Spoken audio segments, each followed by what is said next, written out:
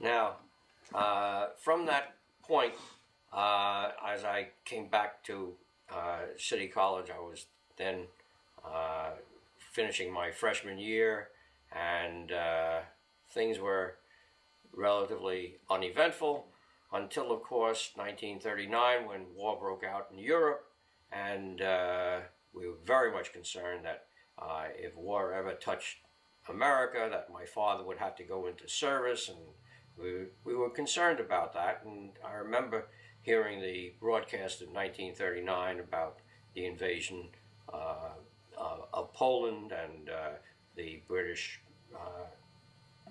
doing what they did and declaring war and so forth. And how old were you at that time? At that time, I was 15, and the concern, of course, entirely at that time was whether my father would ever have to go into service if America got involved in war.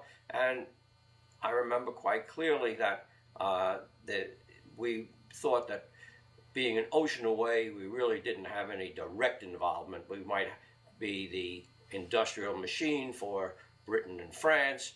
And then it became very apparent that that wasn't the way it was going to work out, for the simple reason that France was overrun, Britain was under siege, and the likelihood of America getting directly involved became more of a reality. And none of us really thought that we were going to go to war until, of course, Pearl Harbor, when we realized that not only had we been attacked, but that we would have to declare war both on Japan and Germany, which of course we did. By that time, of course, I was 17, and the likelihood of my being involved seemed more of a likelihood than that of my father. What was the minimum age? The minimum age at that time was 18 to go into service, and of course there was a draft at that time. That is, it was conscription, it wasn't voluntary, and when I was 18, of course, I registered. And then it was a question of, like a lottery, of your number coming up and being called in. There were deferments available for those who were in college at the time, but they were limited deferments of 6 months or so. And what's the logic behind that? The logic behind that was that as long as the need was not extremely pressing, they were going to give some deferment so that life wasn't totally disrupted. At any rate, when I was in my 18th year, I decided that if I was going to go into service, and that was absolutely certain by that time, I would certainly like to go into the service that I wanted, which was the aviation cadet program, which led to flying as either a pilot, navigator, or bombardier. And I opted for that program and sat for the necessary examinations. I was in my third year in college, and I decided that, but at the same time that I was there, I was also working from midnight till 8 o'clock in the morning as a page, or a library page at the Office of War Information at night down on 57th Street in Manhattan. And then after that, I would go immediately to classes at City College, getting home maybe at 2 or 3 in the afternoon, going to sleep, getting up at 11 o'clock and going to work. And I did that for about 6 months. And during that time, I applied for the aviation cadet program and found that I could pass the physical, except that I got to one point where I had taken an eye examination, and after the examination, without telling me what it was, they stamped something on my record and told me to go over to a certain desk, and I went to that desk, and I was informed that I had been rejected. And it was I remember that it hit me very hard. I was extremely depressed by the fact that I couldn't get into the Air Corps. And at that time it was the Army Air Corps. There was no Air Force at that time. And I decided that because I was working all night and going to school all day, that I was really, my eyes were tired, and I figured that maybe that was the whole reason. And I went back 3 weeks later on a Saturday, and I retook the examination, particularly the eye part of the examination. When I got to it, I was rejected again. And this time, by mistake or whatever, they told me it was the other eye that was not 20/20. And what I did is 2 weeks later, I went back a third time and took the exam again. This time I passed. And I said to the man who was giving me the examination, well, you have all my other papers. I said, everything else I know is okay. He says, oh, you took it before? He says, you're not supposed to take this again. And with that, he took me to the major in charge, who gave this poor private reaming out like I had never heard before, saying, how dare you let him take this exam when he flunked once before? And he said, I didn't know, so forth. At any rate, the major looked at me and said, well, did you pass this time? And I said, yes. I said, I got a little rest, and I'm okay. And he said, okay, let him take the rest of the exam. And that's how I got into the Army Air Corps. And that was in December of 42. And then I was called to active duty in February, at which time I went to Atlantic City, where we took basic training. We marched up and down the boardwalk out to Brigantine Field. It was February, and it was cold. It was very cold, and marching in that kind of frigid weather was really pretty tough. But do they have boot camp for? Hold on, I got this flower petal is bugging me over here.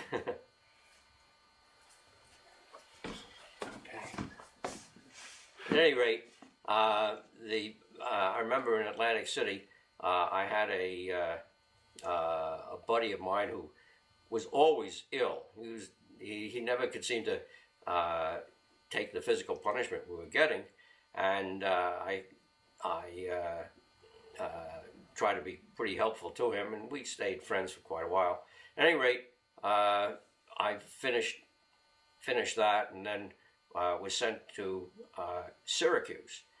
What happened is that we were told that we could get as much college training. It was Syracuse University. We get as much college training as would be inverse to the number of months number of years we already had of college training. And since I had about the maximum for my age, they gave me the fewest number of months at Syracuse, which was 5 months, during which we actually took flight training.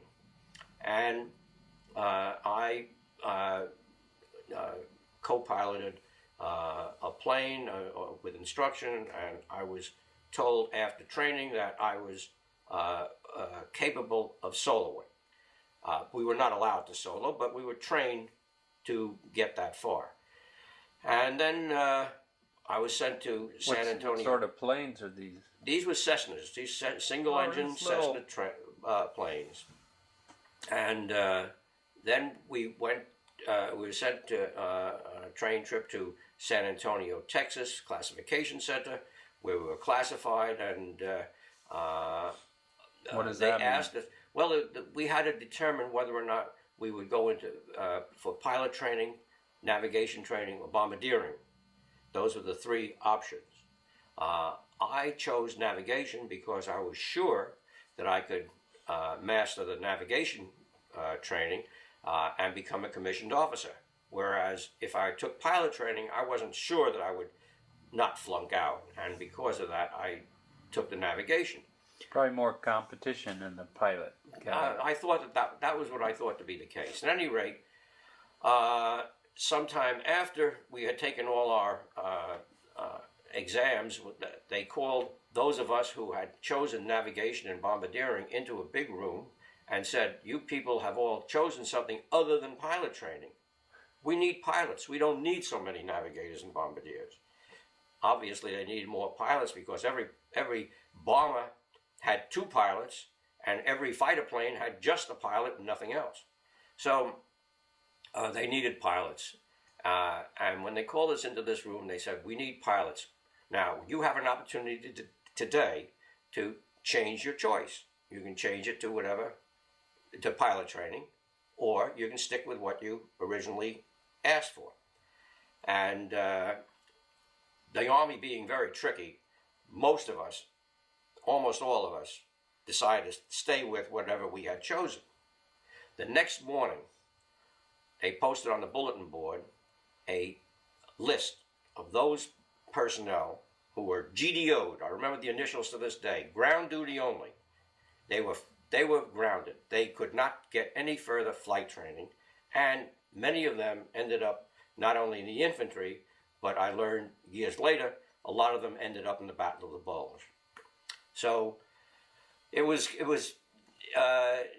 fortunate. I didn't know at the time what my rating was. I found out later that I had a top rating for pilot training and navigation and bombardiering. So I shouldn't have worried, but not knowing, of course, I did. And I did get my navigation training. I completed my navigation training at San Marcos, Texas.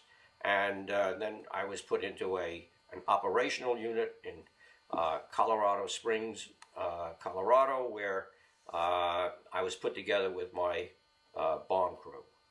And I joined Ray Landtroop, who was our pilot, Bob Farris, who was our co-pilot, and Bill Rodman, who was our bombardier, and Bob Hoffman, who was our radio operator, and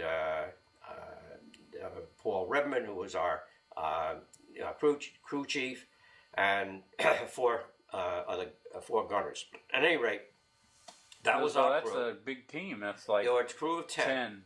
Crew of 10. And Colorado Springs is where the Air Force Academy is now, right? Later was established. That's right. It wasn't in being at that time, but it is at the same field at which I trained. And at the we were trained to fly B-24 bombers, 4-engine bombers, which were probably the most numerous bombers built during World War II. And make a long story short, I went overseas in April of that year, began my combat missions in April or May, completed my combat tour in September of 1944, and took part in did 2 missions on D-Day and survived, as did all my crew.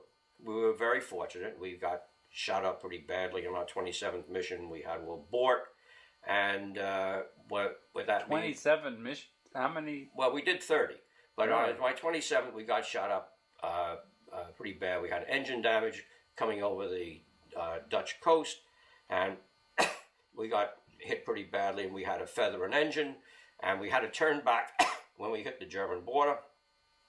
And when we came back, we were a sitting duck.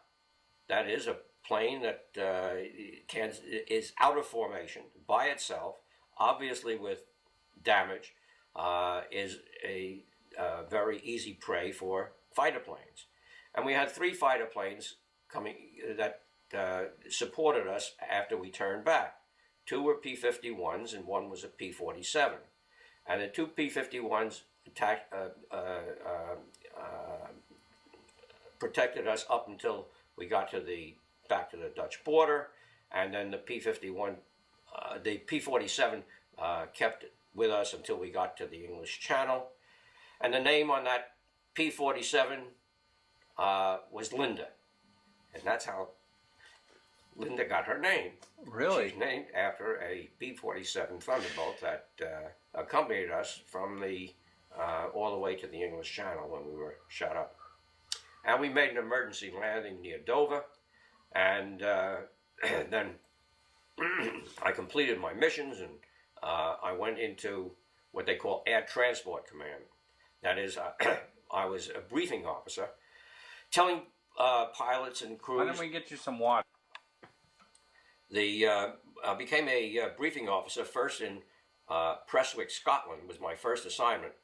And from Prestwick, Scotland, in order to brief that route, I had to be familiar with that route and the obstacles and navigation aids along that route.